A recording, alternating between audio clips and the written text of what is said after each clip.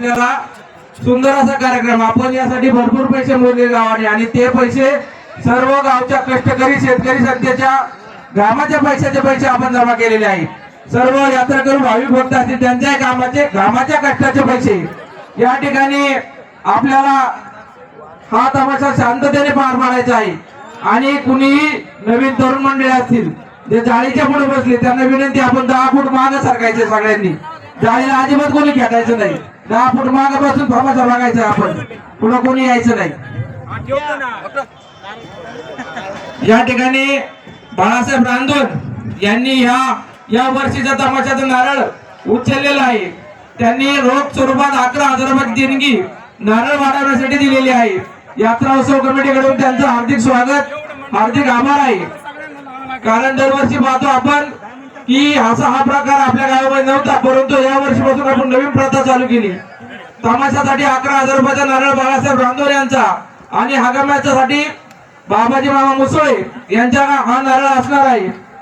हा नारळ या फोटो काढून हे गणेश खालून दे यांच्याकडे, कोण तो खालून दे शूटिंग चालू दुसरा मोबाईल द्या।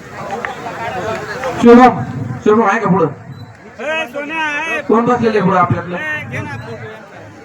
पुढं शुभम नाही दिसत आहे का? चांगलं एक जण या कोणतरी पुढं? हा अमोल आहे, अमोल बस मोबाईल द्या, चांगला मोबाईल द्या कोणाच माझा देऊ का? अमोल तो नाही का चांगला?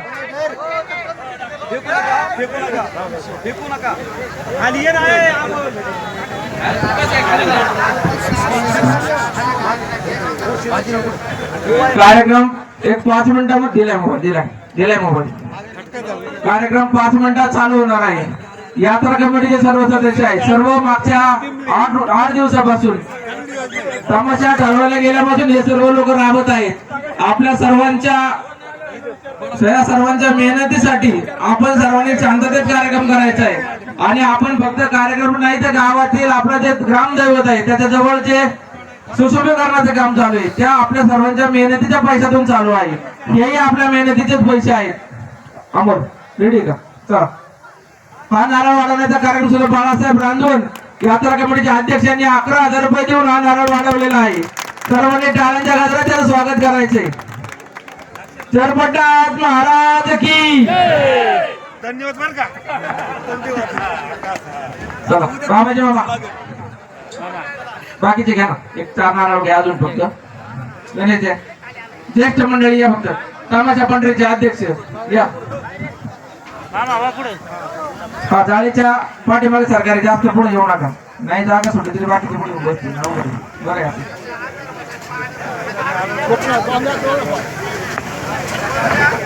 आपण द्या चला पुढे।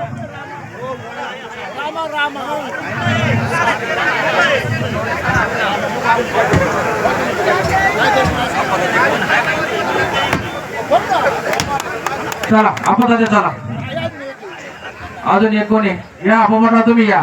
तुम्ही मागच्या 8 दिवसापासून यांनी एवढी मेहनत घेतली, यांनी 4 पुस्तकं संपवलेत आपले। सर्वात जास्त यांच्या पुस्तकावर देणगी आलेली आहे, त्यामुळे त्यांच्या हस्ते या ठिकाणी नारळ वाटवायचा आहे। सोड नारळ काहीच आपल्यात नारळ त्यांचं महत्वाचा नारळ आहे। राजूला एक द्या, 2 नारळ सोडा पटकन। 7 होतील, 6 नको 7 करू। एक पोपटराव फोडतील यात्रा कमिटीचे सदस्य आहेत, परंतु मागच्या 7 दिवसापासून रोज सकाळी नित्यनेमाने 9 वाजता 8:30 वाजताच गावात हजर राहून जेवढे पावत्या फाडता येतील गावातील त्या पावत्या फाडण्याचा आणि मागच्या काल आणि आज दिवसभर या मंदिराजवळ उभे आहे त्यांच्या हस्ते हा नारळ आपण या ठिकाणी वाढवतोय। आज नारळ घेतल्यात राजू तुम्ही 7 करा फक्त बस, 7 बस। हा राजू तांबे यांच्या हस्ते शेवटचं नारळ वाढून आपण कार्यक्रमाला सुरुवात करणार आहोत। या ठिकाणी सर्व तयारी झालेली आहे। या ठिकाणी 1-2 मिनिटं मनोगत बाळासाहेब रांदोन या ठिकाणी मांडतील। या अगोदर आप्पासाहेब घागरे यांना विनंती करतो की आपण 2 मनोगत व्यक्त करावं। सर्व मित्रांच्या सहकार्याने मित्रांनो, मी तर खरं सगळ्या यात्रा कमिटीच्या वतीनं आपली सर्वांची दिलगिरी व्यक्त करतो। आणि तमाशा मालक आणि यात्रा कमिटी यांच्यामध्ये जो करार झाला होता, कोणत्याही परिस्थितीमध्ये 9:30 वाजता आपला कार्यक्रम चालू झाला पाहिजे, हा करार झाला होता. आम्ही त्यांच्याकडून लेखी स्वरूपात घेतलेला आहे. परंतु काही अपरिहार्य कारणामुळं आपल्या गावात त्यांच्या गाड्या अडकल्यामुळं आणि त्यांचा थोडा उशीर झाल्यामुळं हा उशीर झालेला आहे. मी त्यांना अशी विनंती करतो, हा जो उशीर झालेला आहे, ह्या कार्यक्रमाचा जो गेलेला वेळ आहे, आपण तो भरून काढावा अशी त्यांना मी विनंती करतो. आणि प्रशासकांना अशी विनंती करतो की आपण सगळ्यांनी शांततेने फक्त कार्यक्रम बघावा, हे एक विनंती करतो. दुसरी गोष्ट अशी आहे, आपल्या गावातले कांदा व्यापारी प्रसिद्ध बाळासाहेब रांदोन यांनी आज जे 11,000 रुपये या तमाशाला जी वर्गणी दिलेली आहे आणि हा जो प्रथा पाडलेली आहे, निश्चितच सगळ्या सामाजिक कार्यामध्ये त्यांचं योगदान असतं. इथून पुढच्या काळामध्ये सुद्धा ते आपल्या बरोबर राहणार आहेत आणि चांगल्या पद्धतीने समाज कार्यामध्ये आपल्याला मदत करणार आहेत. सगळ्या यात्रा कमिटीच्या वतीनं त्यांनी जी प्रथा पाडली त्यांचं मी सगळ्यांच्या वतीनं अभिनंदन करतो. आणि तमाशा मालकांना परत एकदा विनंती करतो, कोणत्याही परिस्थितीत आमच्या नावाला कोणत्याही परिस्थितीत कलंक लागला नाही पाहिजे. आणि यात्रेच्या सगळ्या प्रेक्षकांना विनंती करतो, हे सगळं तुमच्यावर अवलंबून आहे. निश्चितच. धन्यवाद. एक बातमी लावतो ना, पिंपळगाव पत्रकार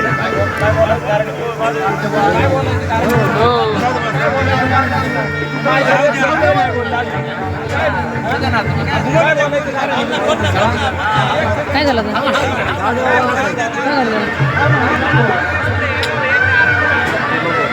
शेरपटीनाथ यात्रा निमित्ताने आलेल्या सर्व भाविक भक्तांचे मी यात्रा कमिटीचा एक अध्यक्ष या नात्याने सर्वांचं या ठिकाणी सहर्ष स्वागत करतो.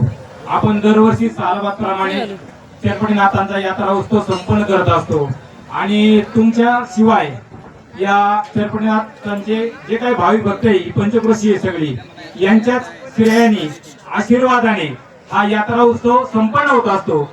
या ठिकाणी तुमची देणगी पण भरपूर असते. आमच्या गावातील लोकांच्या बरोबरीत बाहेर गावाची देणगी असते आणि तुमच्या उपस्थितीशिवाय तमाशाही संपन्न होणार नाही आणि तुमच्या देणगीशिवाय आमच्या गावचे कार्यक्रम पण पार पडणार नाही. मी प्रथमतः या ठिकाणी उपस्थित असलेल्या सर्वच पंचक्रोशीतील शेरपटीनाथाच्या भाविक भक्तांचे मनापासून स्वागत करतो आणि तुमचा पैसा 1 रुपया सुद्धा वाया जाणार नाही. फक्त सर्व प्रेक्षकांनी तमाशा शांततेत आणि शांत चित्ताने पहा. मी गावातील सर्व तरुण सहकार्यांना विनंती करेन का यात्रेमध्ये कोणीही तमाशामध्ये कोणीही गालबोट लागण्यासारखं वागायचं नाही. आम्ही यावर्षी सर्व निवेदन काटेकोरपणे दिलेले आहेत. यात्रा कमिटीला माहिती आहे, नगरपर्यंत आम्ही अर्ज दिलेले आहेत. यावर्षी जर यात्रेत कोणी काय गोंधळ तमाशामध्ये जर काही गोंधळ घालण्याचा प्रयत्न केला तर आम्ही रितसर कार्यवाही करू. डॉक्टर बरोबर आहे की नाही एकदा सांगा. त्यामुळे आम्ही तुमचा शब्द घेतलेला आहे सर्व यात्रा कमिटीचा. याच्यात माझ्या मुलांनी जरी गोंधळ घातला तरी मी शब्द दिलेला आहे की मी त्याच्यावर पण कार्यवाही करीन. तरच या गावचा तमाशा पूर्णपणे शेवटपर्यंत प्रेक्षकांना पाहता येईल. एवढे बोलतो आणि माझे 2 शब्द संपवतो. जय हिंद, जय महाराष्ट्र, जय शेरपटीनाथ. सगळ्यात महत्वाचं, आपण 1.5 लाख रुपये सुपारी दिलेली आहे. जर 2 गाण्यामध्ये जर आपले 1.5 लाख जाणार असतील तर तुम्ही विचार करा.